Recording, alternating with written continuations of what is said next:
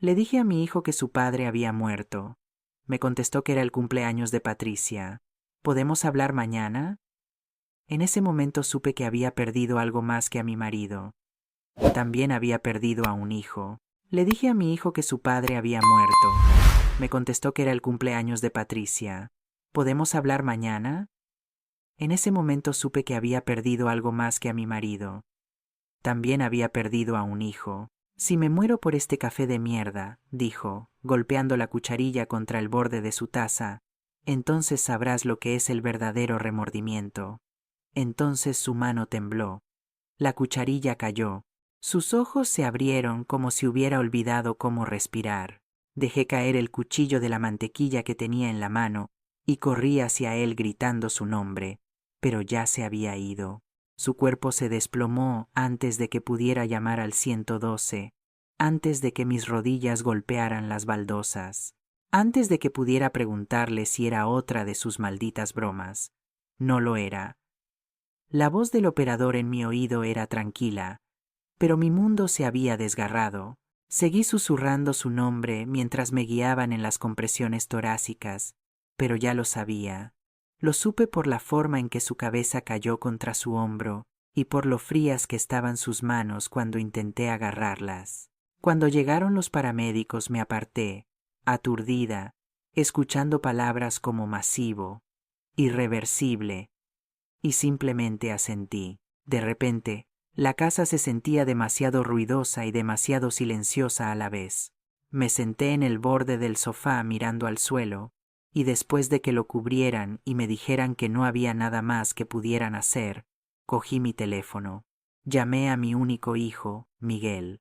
Sonó 5 veces. Cuando finalmente contestó, yo estaba temblando pero logré decir, Miguel es papá. Acaba de desplomarse. Ha muerto. Hubo una pausa y luego su voz plana y distraída dijo, ay, mamá, hoy es el cumpleaños de Patri. ¿Puedo llamarte luego? No pude comprender las palabras al principio. Creí que las estaba alucinando. Pero entonces dijo, tiene toda esta comida de celebración planeada y vamos a tener gente en casa. No dije nada, ni un grito ni un sollozo, solo silencio. Mi mano bajó el teléfono instintivamente. Colgué a mi propio hijo antes de que pudiera decir nada más. Eso me rompería aún más. El ambiente a mi alrededor empezó a zumbar como si mis oídos estuvieran bajo presión. Miré hacia la silla de Paco, donde normalmente se sentaba para el desayuno y los crucigramas nocturnos, y todavía estaba desplomado en ella. Y me senté a su lado durante lo que pareció una hora, agarrando su mano como si eso pudiera traerlo de vuelta. En algún momento llegó el forense. Me preguntaron si quería un momento. No lo quise. ¿Para qué? El momento que necesitaba había pasado. Subí las escaleras, cerré la puerta y me tumbé en nuestra cama sin cambiar las sábanas. El teléfono de Paco estaba en su mesita de noche. Lo levanté, esperando encontrar algo, y había un registro de llamadas perdidas de anoche a las 22:42. Una llamada perdida a Miguel. No había mensaje de voz ni respuesta. Lo intentó. Paco intentó hablar con él anoche. Quizás se dio cuenta de que algo andaba mal. Quizás lo presintió. Nuestro hijo lo ignoró. Apreté el teléfono contra mi pecho, sintiendo el peso de todo lo que habíamos logrado. 42 años de matrimonio, una casa llena de recuerdos, y un hombre que trabajó cada maldito día para asegurarse de que su familia nunca pasara hambre. Y el silencio de Miguel hablaba más fuerte que cualquier elogio fúnebre. El día del funeral de Paco fue como entrar en una dimensión paralela donde podía ver los labios de todos moviéndose, pero solo podía escuchar el silencio ensordecedor de Miguel. Me quedé cerca del ataúd, agarrando los lados del podio. Intenté mantener el equilibrio, mientras gente que no había visto en años se acercaba y murmuraba cosas como, era un hombre tan bueno. Y lo sentimos mucho. Todo en lo que podía pensar era en cómo mi hijo, mi propio hijo, no estaba presente, ni en los bancos, ni de pie a mi lado, ni siquiera en el maldito aparcamiento. Cuando llamé la noche anterior para confirmar la hora del funeral, Patricia contestó, Y dijo que Miguel todavía estaba pensándolo porque ya tenían planeado un viaje de fin de semana, y los gastos de cancelación son altos tan cerca de la fecha. Recuerdo mirar el teléfono parpadeando mientras ella hablaba del cumpleaños de Patricia y de cómo estaba tratando de mantener las cosas ligeras para su propia salud mental. Ni siquiera respondí. Simplemente colgué. No quería suplicar para que asistiera a un funeral, especialmente al de Paco. No cuando papá era el que se quedaba despierto toda la noche con un Miguel inquieto. Pasaba los fines de semana construyendo ciudades de Lego y le enseñó a equilibrar una chequera a los 12 años. Y no cuando Paco llamó a Miguel la noche antes de su muerte y nunca recibió una llamada de vuelta. Todos se dieron cuenta. Por supuesto que sí. Los rumores comenzaron antes de que el servicio hubiera empezado. ¿Dónde está Miguel? ¿Perdió el vuelo? ¿Está bien Patricia? Como si ellos fueran de quienes deberíamos preocuparnos. Incluso el amigo universitario de Paco, Rafa, se inclinó y comentó: «Pensé que tu hijo estaría en primera fila hoy», y yo solo asentí como si no me estuviera partiendo en dos. Pero el momento que realmente me rompió ocurrió después del servicio, cuando uno de los compañeros de trabajo de Paco, Javier, se acercó a mí cerca de la cafetera en el salón parroquial y dijo: «No quiero entrometerme, pero Paco mencionó algo extraño de pasada el mes pasado». Los esfuerzos por ayudar a Miguel financieramente evidentemente eran estresantes. Eso me sorprendió porque Paco nunca me había dicho nada así. No teníamos secretos, o eso suponía. No le pedí a Javier que elaborara, solo sonreí. Le agradecí por venir y me disculpé para ir al baño donde me senté en la tapa del inodoro mirando al suelo hasta que alguien tocó y preguntó si todo estaba bien. No estaba bien. Mi hijo se perdió el funeral de su padre por un brunch y un viaje de fin de semana, y ahora estaba escuchando indicios de dificultades financieras y confidencialidad. Cuando llegué a casa esa noche, la soledad era espantosa. Me serví una copa de vino, miré el sillón reclinable de Paco e intenté no pensar en lo fría y sola que me sentía. Entonces abrí mi teléfono para encontrar una foto compartida en Instagram. Ella había publicado una foto de sí misma con un vestido rosa brillante bebiendo una mimosa con el comentario: «Mejor cumpleaños de la vida. Amo a mi marido». Había sido publicado durante el funeral, durante el elogio. Miré la pantalla hasta que la imagen se volvió borrosa y mis manos comenzaron a temblar. Esa noche no pude dormir. Me acosté en nuestra cama reflexivamente, buscando el peso de la mano de Paco a mi lado, pero no encontré nada. Alrededor de las 3 de la madrugada me levanté, abrí el cajón del escritorio de Paco y comencé a sacar documentos, extractos bancarios, registros de seguros, facturas antiguas, cualquier cosa que pudiera explicar lo que Javier había dicho, porque ya no era solo tristeza, ahora había algo más frío, una sensación de que podría no conocer la historia completa de mi propia familia. Y Paco, el único hombre que podría haberlo explicado todo, se había ido.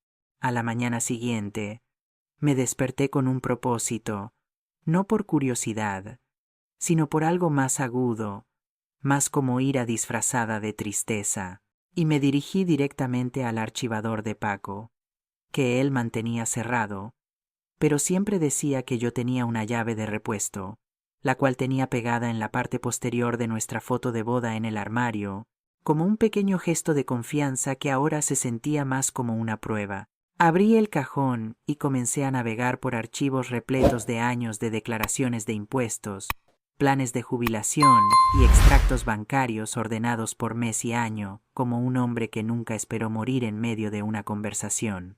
No tardó mucho en encontrarlo, una pequeña carpeta azul llamada Transferencias Miguel.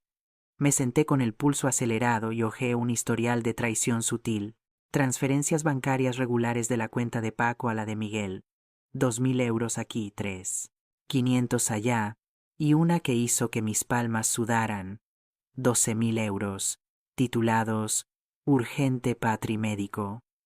Miré los números como si pudieran cambiar si parpadeaba lo suficientemente fuerte. Había 15 transferencias en los últimos 18 meses. No tenía idea. Paco nunca me lo dijo.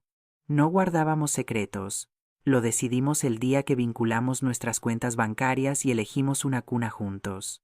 Seguí leyendo, esperando encontrar una pista que hiciera que todo tuviera sentido.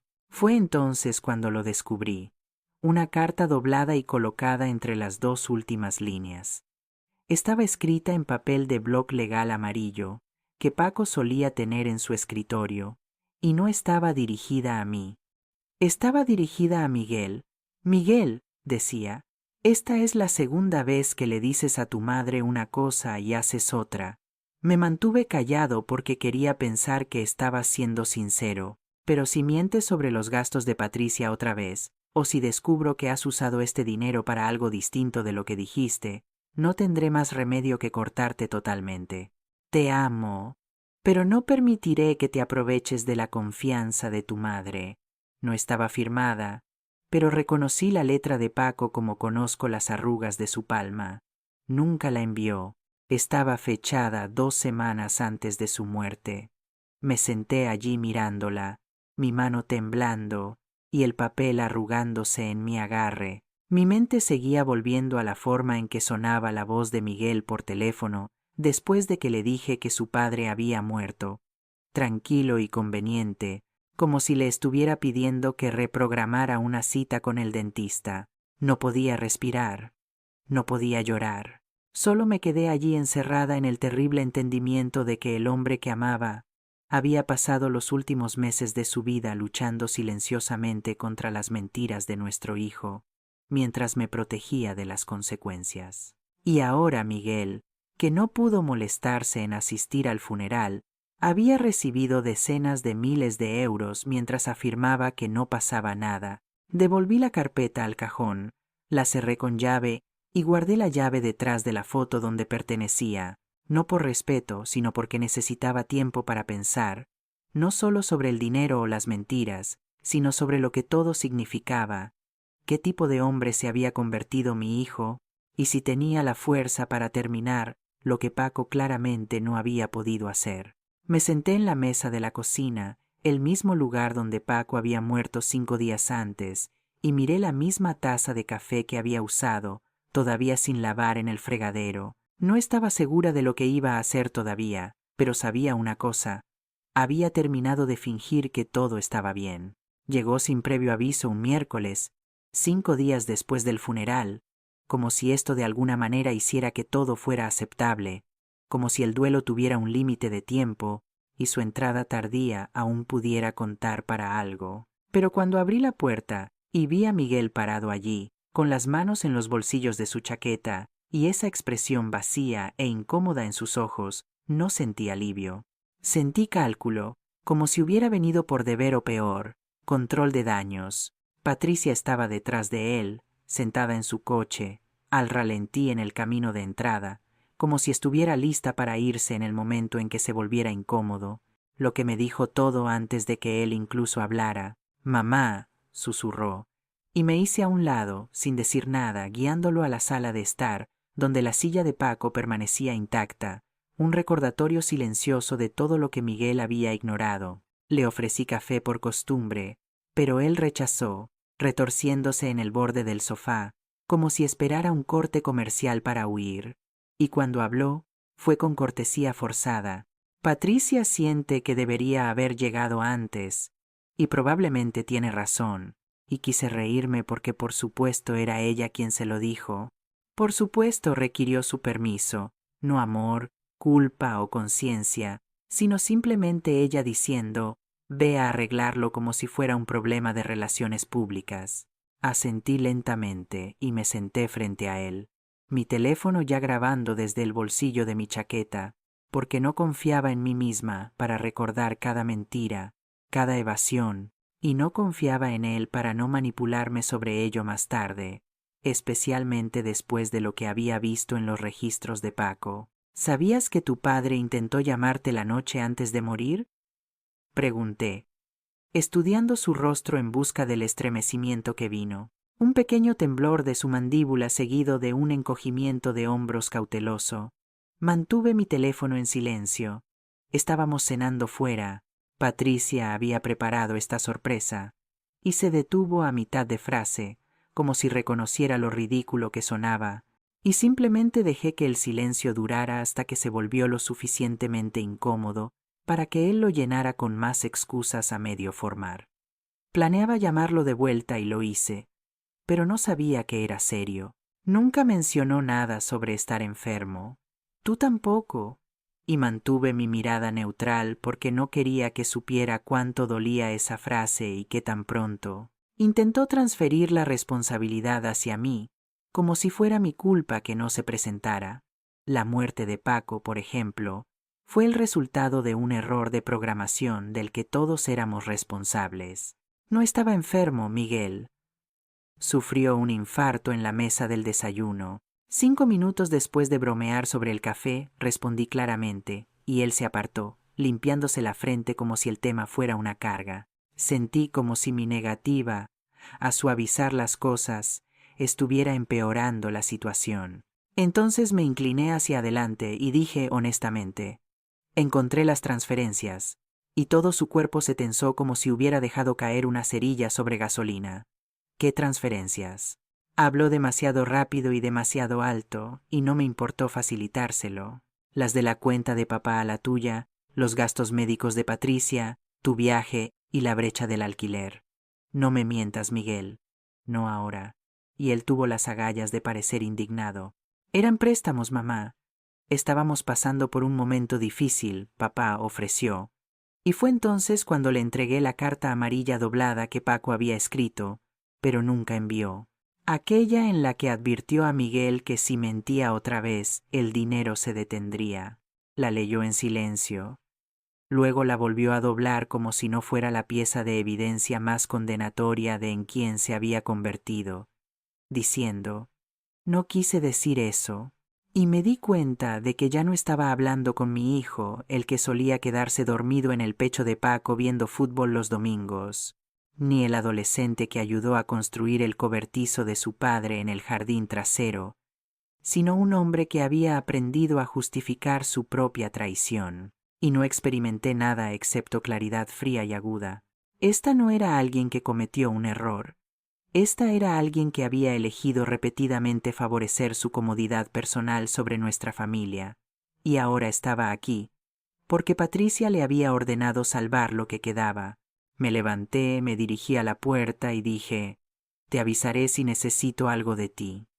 Y él parecía querer decir algo, pero Patricia tocó la bocina desde el camino de entrada, y él simplemente asintió. Salió sin un abrazo ni preguntando cómo estaba, y lo vi entrar en el coche y Patricia mirar la casa con esa sonrisa que probablemente no sabía que llevaba cuando sentía que había ganado algo. Y pensé, no tienes idea de lo que viene. La mañana después de la visita de Miguel, me desperté con una paz inquietante, el tipo que no viene de la tranquilidad, sino de la determinación. Ni siquiera hice café antes de llamar a nuestro notario de toda la vida, don Enrique Álvarez, quien había manejado el caso de Paco. Durante décadas recibimos documentos comerciales y tarjetas de cumpleaños sin falta. Cuando le dije que necesitaba modificar mi testamento de inmediato, no hizo preguntas y simplemente me dio cita para el día siguiente. Reuní todo, incluidos extractos bancarios, la carpeta de transferencias de Miguel, la carta no enviada de Paco y el clip de audio de la triste media confesión de Miguel del día anterior. Luego agregamos un elemento más. Una nota manuscrita para nuestra nieta Lucía para ser abierta en su 18º cumpleaños. Porque sucediera lo que sucediera en esta familia, la pequeña se merecía saber la verdad, no la narrativa que su madre tejer o el intento de Miguel de hacer pasar el silencio como dignidad. Cuando llegué a la oficina de don Enrique, me miró una vez y comentó, «Supongo que esto es más que planificación patrimonial», y asentí. Le entregué los documentos y agregué, todo va al fideicomiso, cada cuenta, cada activo, la propiedad, la anualidad, las inversiones de Paco, pero ni un céntimo para Miguel, Patricia. Y él no se inmutó. Simplemente abrió un blog legal y comenzó a escribir, Lo diseñamos de modo que Lucía recibiría todo una vez que alcanzara los 25 con acceso temprano limitado a gastos educativos y de vida, sin coches caros, sin recompensas impulsadas por la culpa para adolescentes. Y quería que don Enrique insertara una disposición que estableciera que si Miguel o Patricia alguna vez intentaban disputar el testamento, Lucía tomaría el control total de inmediato, y ellos perderían todos los derechos, incluida la visitación durante los años activos del fideicomiso, lo que sabía que sonaba duro. Sin embargo, cuando un padre elige el brunch sobre un funeral y un cónyuge elige la manipulación sobre el dolor, dejas de pensar en la diplomacia y comienzas a preservar la última pieza de tu marido que queda en la tierra. Don Enrique repasó todo 2 veces, agregó un lugar para la nota que había escrito y la selló en un sobre manila etiquetado para Lucía en su 18º cumpleaños. También proporcionó una transcripción de la visita de Miguel, que confirmaba el engaño, el abuso financiero y el abandono emocional. Y luego me miró y dijo: Carmen, esto es sólido. No hay lagunas ni puntos débiles, pero lo golpeará duro. Y respondí: ese es el punto, don Enrique. Se supone que debe hacerlo. El borrador final fue notariado y archivado en aproximadamente 1 hora, y salí sintiendo no que había ganado, sino que había recuperado algo, un límite, una línea en la arena que Paco no pudo trazar del todo. Y no fue venganza, fue realidad. Si mi hijo eligió tratar a sus padres como cajeros automáticos sin fecha de vencimiento, descubriría cuánto tiempo esa máquina había estado observando, documentando y esperando el momento perfecto para cortar el cable. Esa noche me senté en la mesa de la cocina con una copa de vino, releyendo la carta que le había escrito a Lucía. 6 páginas de honestidad, no odio, revelando quién era su abuelo, lo que había hecho por su padre, y cómo esa compasión había sido utilizada para manipular y engañar. Le dije que el dinero que algún día recibiría no era un regalo, sino una responsabilidad, un recordatorio para priorizar el amor sobre la conveniencia, la lealtad sobre las apariencias y el coraje sobre la conformidad, ya que ella era la única en nuestra familia que todavía tenía la oportunidad de hacerlo bien. Cuando sellé ese sobre, sentí como si hubiera terminado un capítulo, no de dolor, sino de silencio, el tipo que se arrastra cuando las personas que te importan te traicionan con la suficiente suavidad como para que lo olvides del todo hasta que un día estás parado en un funeral sola. Y ahora finalmente había asegurado que el silencio no se transmitiera. La carta llegó al buzón de Miguel 4 días después de que salí de la oficina de don Enrique a través de correo certificado con un comprobante de confirmación de entrega, llegando a mi correo electrónico a las 11:13 a.m. E imaginé que estaba parado en su cocina revisando sobres como si fuera cualquier otro miércoles, hasta que notara el logotipo del bufete de abogados grabado en la esquina. Y supe el momento en que lo abrió, porque no llamó, envió mensajes de texto ni correos electrónicos, ni ese día ni el siguiente. Pero Patricia sí, y no con palabras, sino con una serie de correos electrónicos de fuego rápido que iban desde pasivo-agresivo, sí, con clase Carmen, hasta francamente enojado. Eres increíble. ¿Te importa siquiera, Lucía? Y no respondí porque el silencio era lo más honesto que podía ofrecerles. Cuando finalmente contesté el teléfono al tercer día, era Miguel llamando desde un número bloqueado. Su voz baja, insegura, casi suave, como si creyera que si usaba el tono que usaba cuando tenía 6 años, no tendría que reconocer que había roto algo. Yo me derretiría en la madre que conocía de antes de que todo se convirtiera en cenizas. Comenzó con: «Mamá, acabo de recibir la carta», como si yo no lo supiera ya, como si las últimas 72 horas no hubieran sido pesadas con el peso de su reacción.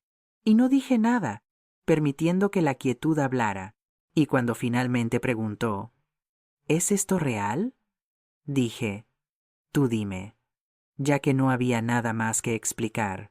Y la pausa que siguió se sintió como los 10 segundos más largos de mi vida hasta que finalmente agregó: no tenía idea de que papá se sentía así. Y me quebré, no grité ni me enfurecí, sino que simplemente me quebré en hielo. No lo sabías porque no preguntaste, Miguel. Estabas demasiado ocupado pretendiendo que éramos opcionales. Patricia tomó el teléfono en el otro extremo de la línea, su voz estridente y exigente. No puedes realmente desheredar a tu propio hijo. Eso es una locura. Y casi me reí, no porque fuera gracioso, sino porque era tan predecible. Qué pronto cayó la máscara cuando se acabó el dinero. Y respondí: no lo desheredé. Protegí a Lucía.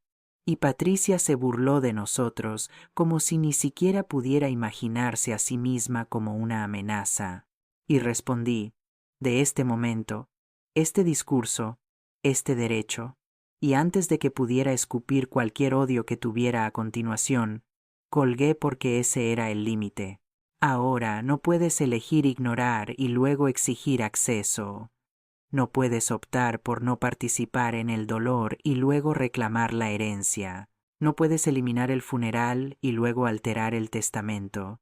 Me senté en la mesa de la cocina después, donde el corazón de Paco se había detenido mirando el silencio que siguió, y por primera vez desde el servicio sentí una sensación de serenidad, no satisfacción o cierre, sino control. Sentí como si finalmente hubiera logrado lo que Paco no pudo obligarse a hacer antes de que fuera demasiado tarde. Más tarde esa noche, recibí otro mensaje de texto de Miguel. Simplemente decía: no estoy seguro de cómo nos recuperaremos de esto. Y no respondí porque la respuesta ya no era mía para dar, era de Lucía. Y un día, cuando fuera lo suficientemente mayor para comprender todo, ella elegiría quién merecía un lugar en su vida. Ese era el legado que estaba dejando atrás. Llegaron un domingo por la tarde sin previo aviso. Patricia salió del coche con tacones demasiado altos para un encuentro en el camino de entrada. Miguel la siguió, inseguro de si estaba allí para ayudar o controlarla, y en el momento en que abrí la puerta principal, ella entró, no con un hola o una pregunta, sino con una acusación. Estás usando amenazas legales para manipular a esta familia. Su voz era nítida y precisa, como si la hubiera ensayado en el espejo, y me quedé en la puerta, sin darles la bienvenida, sin moverme ni un centímetro, simplemente dejando que el peso de sus palabras rompiera el espacio entre nosotros. Y luego dijo: nos estás castigando por establecer límites. Y fue entonces cuando lo noté, la inclinación arrogante de su cabeza, la suposición de que todavía tenía la superioridad moral, a pesar de saltarse el funeral de Paco, desviar dinero a través de Miguel, e intentar hacerse la víctima en un escenario que ella misma había creado. No dije nada, simplemente me hice a un lado para dejarlos entrar, principalmente porque sabía que Lucía estaba arriba en el pasillo, escuchando a medias, como hacen todos los niños, y algo dentro de mí necesitaba que viera esto, no para herirla, sino para protegerla, para ofrecerle la verdad como armadura. Patricia entró en la sala de estar, su perfume y palabras espesas, y Miguel se sentó con calma, ojos fijos en el suelo mientras ella tomaba la iniciativa, como siempre lo hacía. Hablamos con un abogado, agregó, con los brazos cruzados. Si este testamento no se modifica, podemos tener motivos para dudar de tu capacidad. Y fue entonces cuando finalmente hablé con calma y tranquilidad. ¿Me estás amenazando con declararme mentalmente incapaz? Patricia se encogió de hombros. Solo digo que no es raro. El duelo tiene un efecto curioso en las personas. No pude saber si el estremecimiento de Miguel se debía al remordimiento o la vergüenza, y luego escuché un ligero gemido desde el pasillo del piso de arriba, y Lucía cambió su peso, escuchando, y supe que cada palabra estaba siendo absorbida por la única persona en esta familia que todavía tenía la capacidad de ver correctamente. Fui hacia Miguel y le pregunté si estaba de acuerdo con ella, y él no respondió. Solo tragó saliva y se apartó. Y el silencio de Patricia fue más fuerte que sus palabras, porque reforzó lo que necesitaba saber. Él no la detendría, no se enfrentaría a ella, no protegería a su madre ni los recuerdos de su padre, si eso significaba causar discordia en su propio hogar. Patricia usó el silencio como combustible, se acercó más y dijo: «Estás desgarrando a esta familia por dinero». Y me reí, no en voz alta ni burlonamente, sino con una sola risa seca, del tipo que dejas salir cuando algo es tan ridículo que roza la tragedia, y dije que yo la estaba desgarrando. Paco murió solo. Su propio hijo no se presentó. Y luego escuché un ligero gemido desde el pasillo del piso de arriba, y Lucía cambió su peso, escuchando, y supe que cada palabra estaba siendo absorbida por la única persona en esta familia que todavía tenía la capacidad de ver correctamente. Fui hacia Miguel y le pregunté si estaba de acuerdo con ella, y él no respondió, solo tragó saliva y se apartó.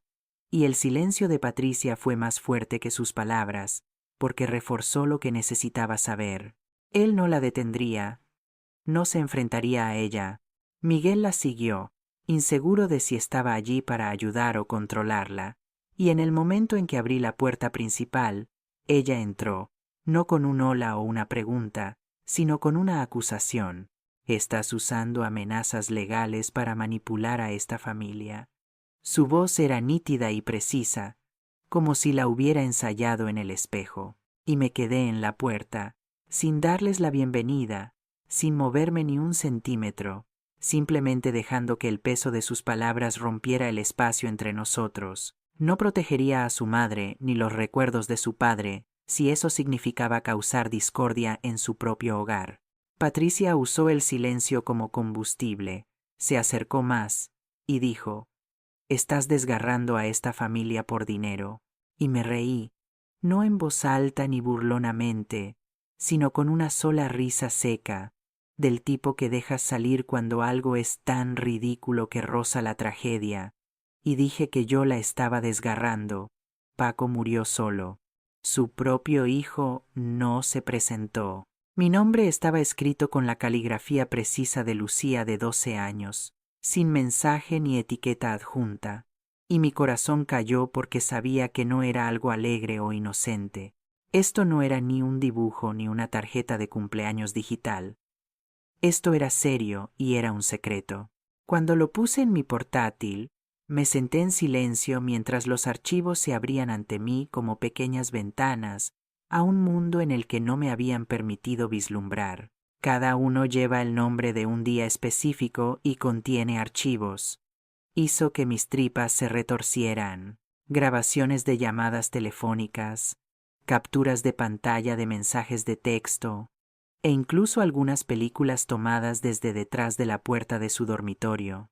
Los pensamientos de Patricia y Miguel estaban cómodamente anidados detrás de puertas cerradas, aunque temblorosos pero lo suficientemente claros para escuchar conversaciones. Patricia gritó fuerte en una cinta: «Usa su testamento para manipular a todos.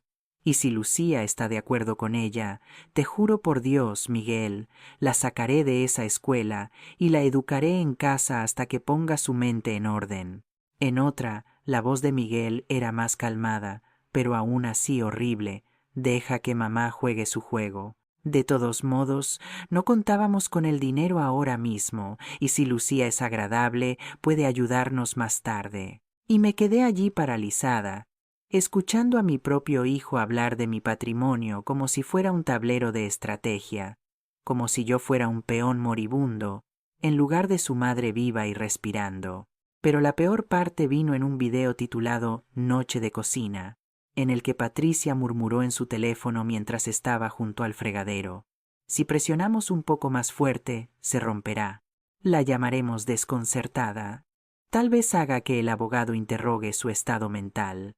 Y de repente, ¡bang!, el fideicomiso está marcado, y pude escuchar la respiración de Lucía contenerse justo antes de que terminara el video. Y no estoy segura de qué me destrozó más: la bravuconería de Patricia o el hecho de que mi nieta me había estado protegiendo durante mucho tiempo. Estaba intentando protegerla, Un documento de texto enterrado en la parte inferior de los archivos tenía solo unas pocas líneas, pero se leía como un golpe en el estómago. Abuela, no estaba segura de a quién más informar. Escucho cosas cuando creen que estoy durmiendo. Sé que están mintiendo.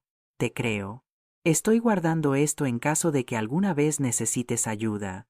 Miré esas palabras durante el tiempo que había leído algo desde la carta de Paco, y me di cuenta en ese momento de que el legado que creía que estaba dejando no se trataba de dinero, cláusulas de fideicomiso o venganza, sino de ella, de Lucía, parada sola en una casa donde la verdad era vista como veneno documentando evidencia, para defender a la única adulta en su vida que no la había decepcionado. Hice una copia de seguridad de la unidad 2 veces, una vez para don Enrique y otra en mi caja fuerte. También preparé una nueva carta para Lucía sellada y fechada, para ser abierta si algo me sucedía antes de que cumpliera 18 años, porque necesitaba que supiera que yo creía y confiaba en ella, y que si alguna vez tenía que testificar ante un juez, un consejero escolar o cualquier otra persona que cuestionara su cordura, tendría pruebas de que presenció todo y nunca apartó la mirada. Esa noche no lloré ni me enojé. Simplemente me senté en la silla de Paco, sosteniendo la pequeña memoria USB en mi palma como si fuera una granada y un regalo a la vez. E hice un compromiso de defender no solo la herencia de Lucía, sino también su voz, porque ella fue la primera en nuestra familia en utilizarla. La mediación se llevó a cabo en una oficina neutral en el centro, una sala beige con sillas formales y agua embotellada en una mesa de cristal, una instalación creada para que todos se sintieran seguros mientras se preparaban para la guerra. Y cuando Miguel y Patricia entraron, Patricia estaba vestida para una audición de drama judicial, y Miguel parecía 10 años mayor de lo que había sido un mes antes. No los saludé ni sonreí. Simplement me senté con don Enrique a mi lado. La carpeta que contenía la memoria USB de Lucía, las transacciones bancarias, la carta no enviada de Paco y la transcripción de la visita grabada de Miguel se encontraban cuidadosamente frente a mí, como una amenaza silenciosa envuelta en papel. La mediadora se presentó y comenzó con un tono amable y neutral, preguntando por qué estábamos aquí. Patricia rápidamente entró en su historia, retratándome como afligida y resentida, insinuando que mis decisiones estaban motivadas por inestabilidad emocional y deterioro cognitivo inminente, y la vi practicar su victimismo como si fuera un guión que había aprendido.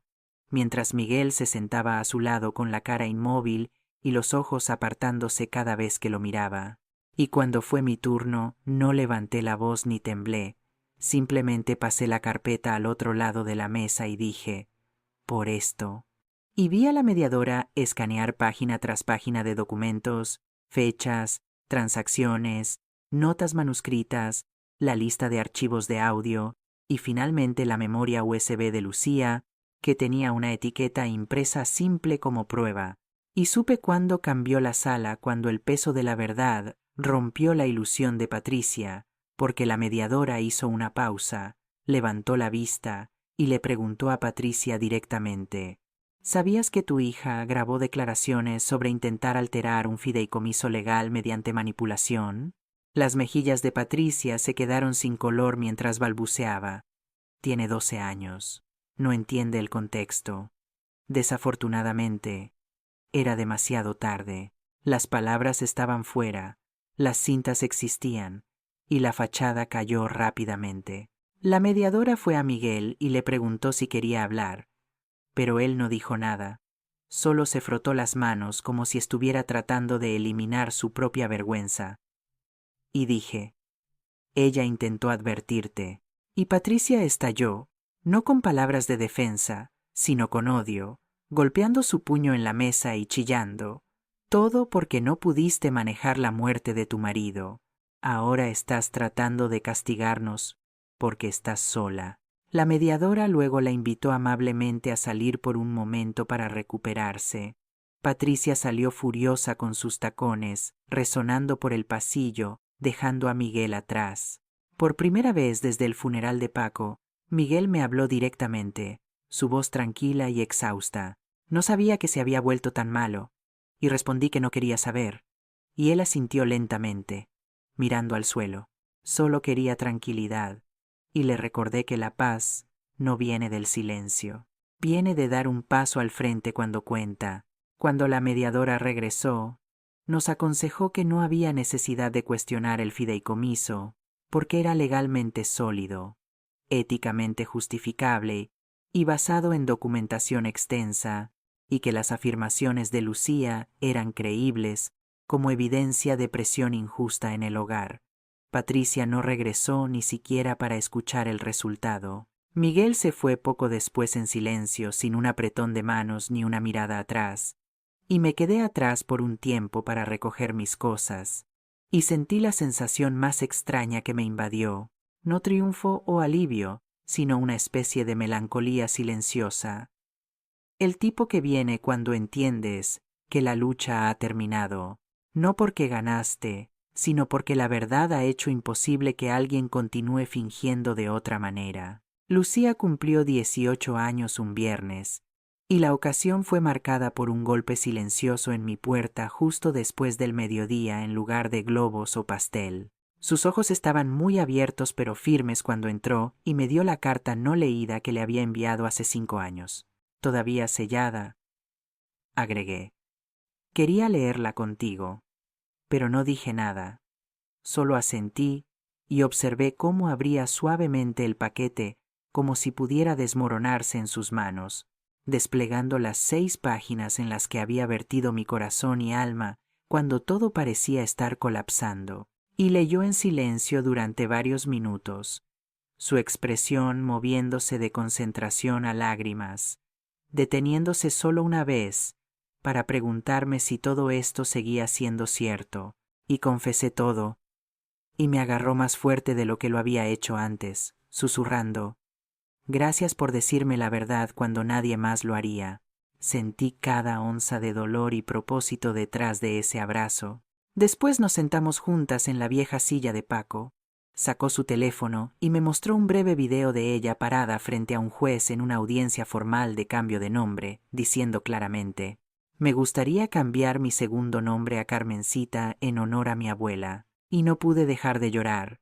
Mi pecho se abrió al escuchar cómo recuperaba su identidad, eligiendo una parte de esta familia que no la lastimó, le mintió o la trató como palanca. Más tarde esa tarde, asistimos a su ceremonia de graduación, y cuando cruzó el escenario y se anunció su nombre completo nuevo, Lucía Carmencita Morales Sánchez, sonrió y me miró directamente. Y vi en su expresión no solo orgullo, sino claridad, el tipo que Paco solía llevar cuando tomaba decisiones difíciles que nadie más entendía hasta demasiado tarde.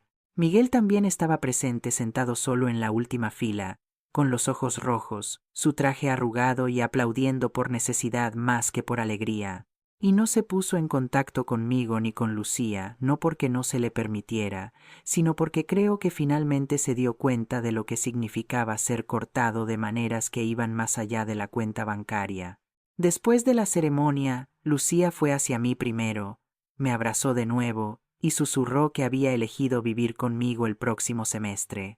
Su compañera de cuarto se echó atrás y me reí entre lágrimas, sabiendo que tendría otro año de sus historias con su música sonando de fondo. Su cepillo de dientes estaba en mi baño como una victoria silenciosa sobre todo lo que Patricia intentó escribir. Nunca hablamos de Patricia ese día porque para entonces ella se había desvanecido en el fondo como una subtrama irrelevante. Su silencio fue más revelador que cualquier disculpa que nunca ofreció. Y cuando acosté a Lucía esa noche en su antigua habitación de la infancia, dejé la puerta ligeramente abierta como solía hacerlo, y ella agregó: «Me diste una vida que no sabía que necesitaba». Besé su frente y murmuré: «Tú la elegiste, cariño. Yo solo despejé el camino». Y mientras caminaba por el pasillo de regreso a mi habitación, pasando el retrato de Paco en la pared, toqué suavemente el marco y murmuré: «Ella va a estar bien, amor. Estaremos bien». Y por primera vez en años realmente lo creí.